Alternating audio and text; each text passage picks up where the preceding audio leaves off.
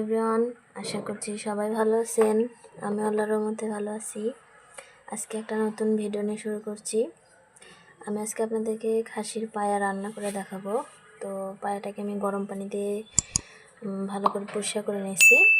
পায়াটা আমি কেটে নিয়েছি, যে ছোটো ছোটো করে কেটে নিয়েছি। তো এটা আমি রান্না করে নিব। এই জন্য এর মধ্যে প্রথমে মশলা দিয়ে দিব। এটা হলো জয়ত্রী, সাদা এলাচ, দারচিনি আর গোলমরিচ এর মধ্যে দিয়ে দিলাম। এর মধ্যে এখন দিব হলুদের গুঁড়া,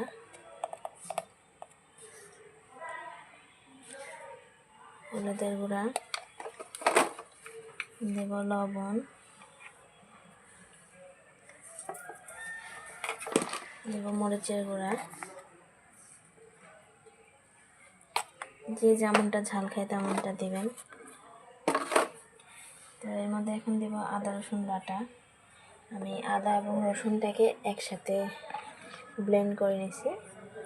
সেই আদা রসুন বাটা আমি দিলাম 3 চামচ। এখন দিব কেটে রাখা পেঁয়াজ কুচি। আমি 1 মুঠ পেঁয়াজ কুচি এর মধ্যে দিয়ে দিলাম।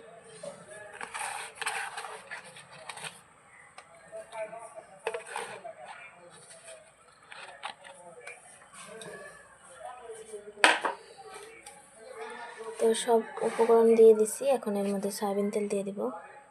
এর মধ্যে এখন সয়াবিন তেল দিয়ে দিব। এখন এই সবগুলোকে ভালো করে মেখে নেব।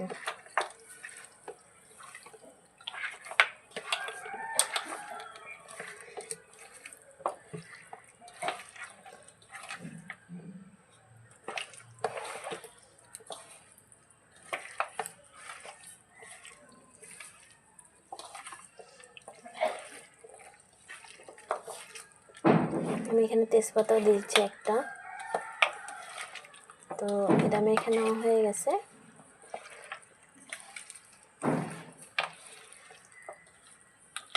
এখন এটাকে আমি প্রেসার কুকারে দিয়ে দেব। তো যেহেতু আমার পায়াটা মেখে নেওয়া হয়ে গেছে, এখন এটাকে আমি প্রেসার কুকারে দিয়ে দিলাম।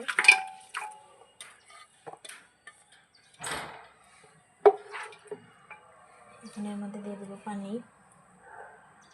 এখন এর মধ্যে পানি দিয়ে দিলাম।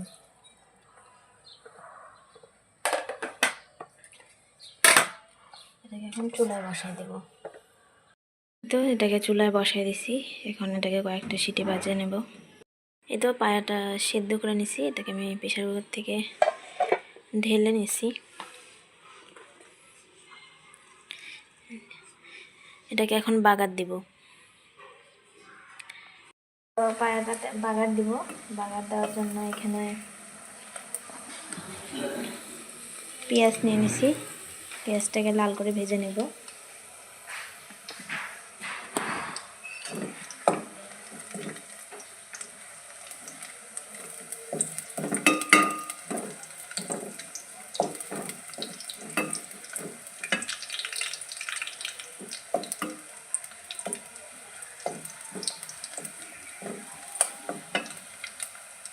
এরপর এর মধ্যে দিয়ে দেব আস্তে জিরা।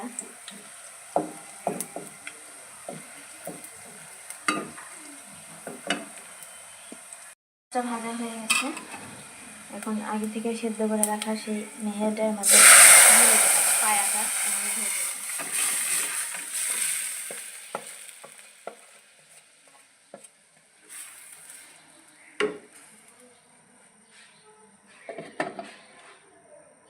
এর মধ্যে এখন দেব ভাজা গরম মশলার গুঁড়া।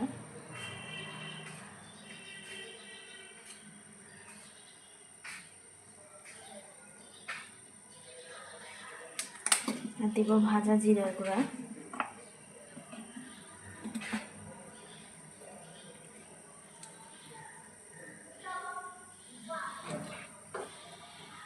তো এটাকে বেশিক্ষণ আর জাল করতে হবে না। এটাকে 5 মিনিটের মতো জাল করে নেব, তাহলে আমার রান্নাটা হয়ে যাবে। যে বরফ চলে আসছে। নেহেরি পায়া, এটাকে আমাদের বগুড়া অঞ্চলে নেহেরি বলে। এই পায়া রান্নার সময় আপনারা সেদ্ধ করার পরে কোনো পানি দিবেন না, যতটুকু পানি দেওয়ার আগেই দিবেন, কারণ সেদ্ধ করার পরে পানি দিলে যে স্বাদটা নষ্ট হয়ে যায়। তো আমার এই পায়াটা রান্না হয়ে গেছে, এটাকে এখন আমি চুলা থেকে নামিয়ে নেবো, এর থেকে বেশি জাল করব না। তৈরি হয়ে গেল খাসির পায়া বা নেহারি রান্না। খুব সহজ এবং কি মজার একটা খাবার। এই নেহারিটা আপনারা রুটি, পরোটা কিংবা ভাত দিয়েও খেতে পারেন। তো আমি আমার বাসায় যেভাবে আমি রান্না করি সেটা আপনাদের সাথে শেয়ার করলাম। আমার ভিডিও যদি ভালো লেগে থাকে তাহলে অবশ্যই আমার চ্যানেলটি সাবস্ক্রাইব করবেন, লাইক দিবেন, কমেন্ট করে জানাবেন আমার ভিডিওটি কেমন লাগলো।